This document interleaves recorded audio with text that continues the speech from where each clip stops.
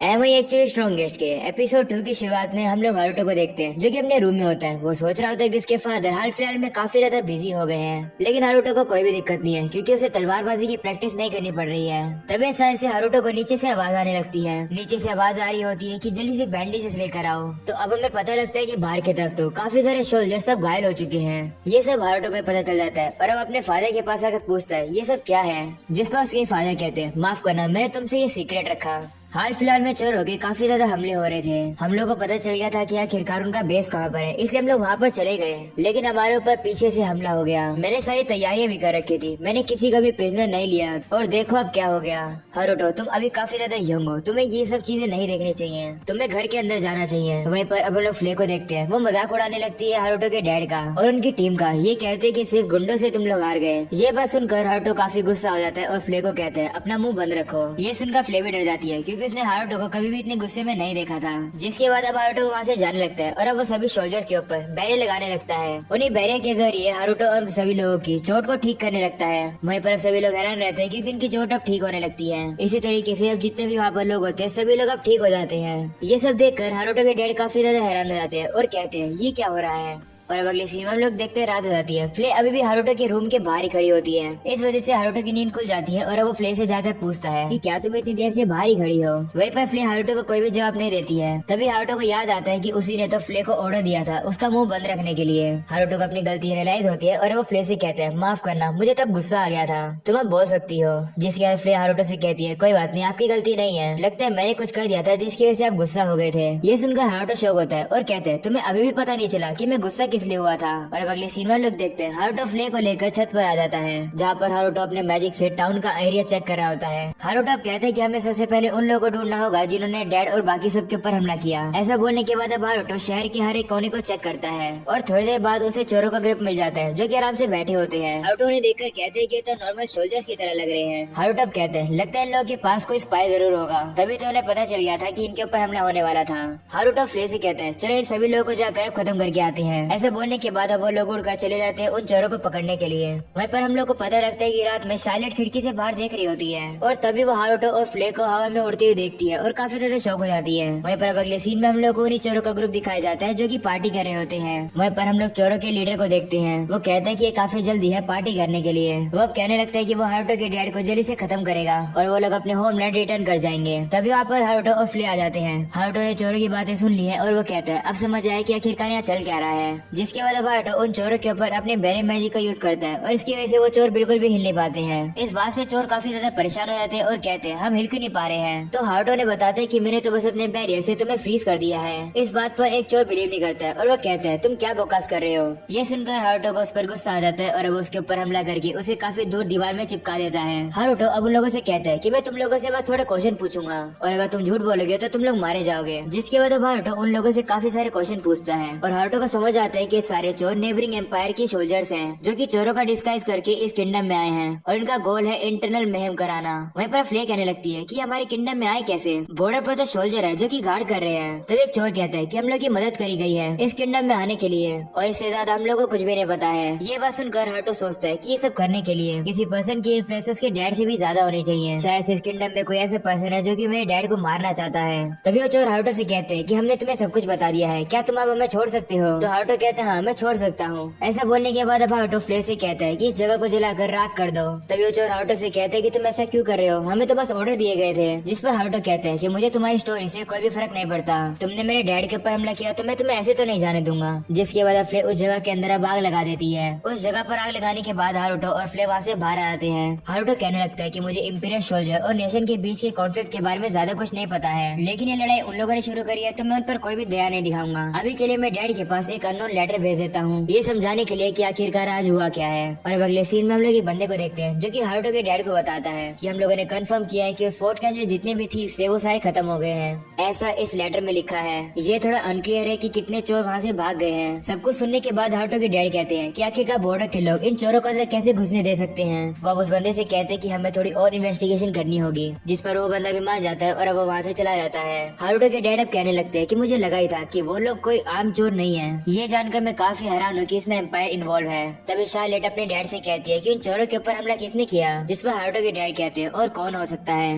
उस जगह पर आग लगी थी। मेरे हिसाब से तो ये सब फ्ले का काम है। फ्ले एक ऐसी टीम है जो कि मुझसे भी कई गुना ज्यादा स्ट्रॉन्ग है। यह सुनकर अब शार्लेट वहाँ से उतरती है और वहाँ से जाने लगती है अपने फादर से। अब वो कहती है कि मुझे एक काम याद आ गया, मुझे वहाँ पर जाना होगा। ऐसा बोलने के बाद अब वो बाहर आ जाती है। बाहर आने के बाद वो याद करती है कल रात की बात, जहाँ पर उसने खिड़की से हारुतो और फ्ले को बाहर उड़ते हुए देखा था। वो बात याद करने के बाद शार्लेट सोचने लगती है कि हारुतो आखिरकार तुम हो कौन। और अब अगली सीन में लोग देखते हो फ्ले के पास आती है और कहती है कि क्या दो हारुतो हैं। ये सुनकर फ्ले से कहती है ये तुम क्या बकवास कर रही हो, कहीं तुम्हारे सर पर चोट तो नहीं लग गई। तो शार्लेट उसे कहती है कि कल रात मैंने तुम्हें और हारुतो को बाहर उड़ते हुए देखा, लेकिन मुझे पता है कि हारुतो के पास माना ही नहीं है उड़ने के लिए। तो मैंने उसके रूम में जाकर चेक किया और पता लगा तो हारुतो वहीं पर था, लेकिन मैं उसका डरावना ऑरा नहीं सेंस कर पा रही थी। ये सुनकर फ्ले उससे कहती है कि रात में जो तुमने सेंस किया वो लॉर्ड हारुतो का एक्स्ट्रा ऑर्डिनरी माना था। जन्म से हारुतो को काफी सारी पावर्स मिली हुई है, इतनी सारी कि ह्यूमन लिमिट से भी ज्यादा। मुझ जैसे डीमन भी उन्हें सरपास नहीं कर सकती है। ये सुनकर शार्लेट उसे कहती है तो क्या तुम्हें पता है कि हारुतो असलियत में है क्या। जिस पर फ्ले कहती है मुझे पता है, लेकिन मैं तुम्हें नहीं बता सकती हूँ।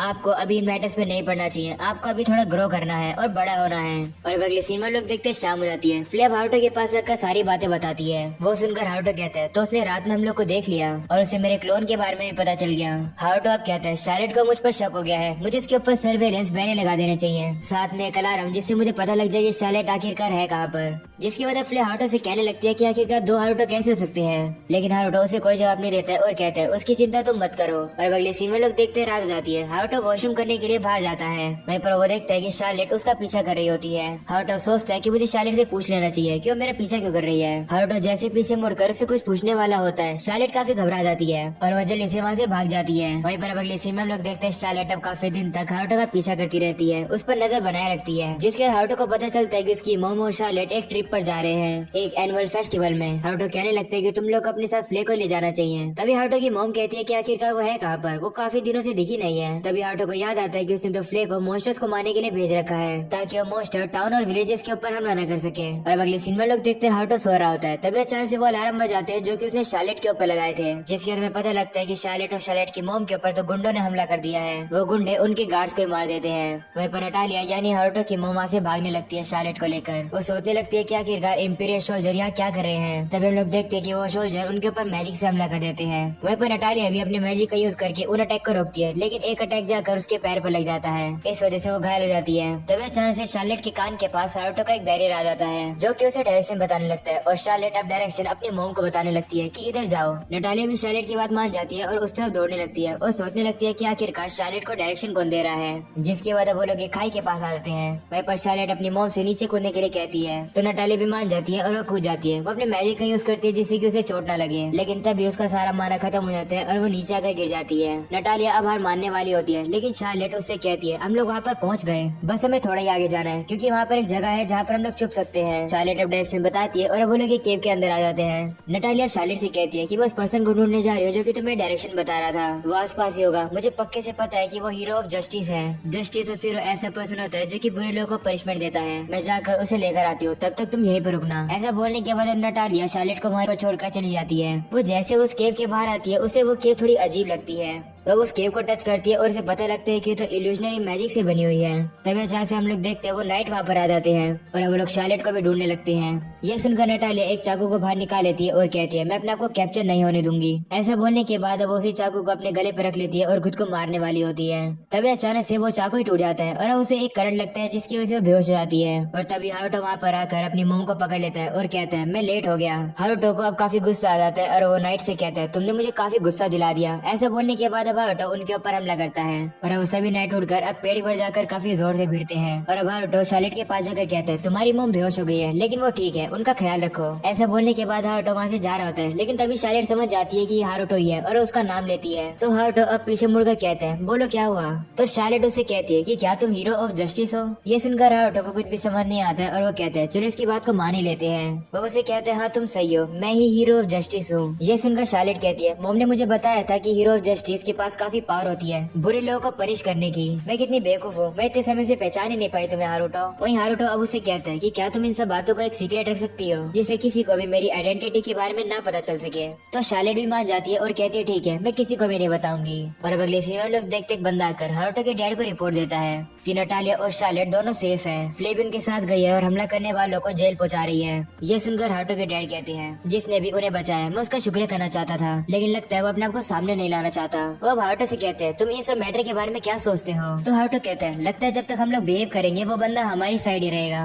तो हारुतो के डैड कहते हैं अच्छा ऐसी बात है क्या। शार्लेट उसे हीरो ऑफ जस्टिस बुला रही थी, लगता है हम लोग को थोड़ा और वेट करना होगा। तो हारुतो कहते हैं हाँ अगर और इंपीरियल सोल्जर आकर अटैक करने लगे तो मुझे लगता है कि जस्टिस ऑफ हीरो वापस से आकर उनको खत्म कर देगा। ये सुनकर हारुतो के डैड कहते हैं तुम्हें कैसे पता चला कि वो लोग इंपीरियल सोल्जर थे। तो अब हारुतो थोड़े बहाने मारने लगता है और कहते हैं मैंने तो बस गैस किया, क्या मेरा गैस सही है। ये सुनकर हारुतो के डैड कहते हैं तुम्हारे अंदर काफी दिमाग है, लगता नहीं है कि तुम सिर्फ 9 साल के बच्चे हो। तो अब हारुतो मन में कहते हैं माफ करना, अंदर से तो मैं एक बूढ़ा आदमी हूँ। तभी हम लोग देखते हैं नटालिया और शार्लेट सेफली वहाँ पर आ जाते हैं। उन्हें देखकर हारुतो के डैड काफी खुश होते हैं और वो उन्हें गले लगा लेते हैं। लेकिन अब वहीं पर शार्लेट वहाँ से निकलकर अब हारुतो को गले लगा लेती है। ये देखकर हारुतो के पेरेंट्स काफी हैरान होते हैं और कहते हैं तुम लोग इतने फ्रेंडली कब से हो गए। वहीं पर शार्लेट कहने लगती है कि इतनी देर से मैं गलत समझ रही थी, चाहे कुछ भी हो मैं अब हारुतो को प्यार करती हूँ। वहीं पर अब हारुतो भी शार्लेट के हक को एंजॉय कर रहा होता है। ये देखकर फिर जैस हो जाती है और वो शार्लेट से कहती है हारुतो से दूर हो जाओ। और अब यहीं पर हो जाता है ये एपिसोड खत्म। पसंद आया तो लाइक कर देना, चैनल पर न्यू सब्सक्राइब कर देना। मिलूंगा आप लोगों से मैं अगले एपिसोड में, तब तक के लिए बाय बाय।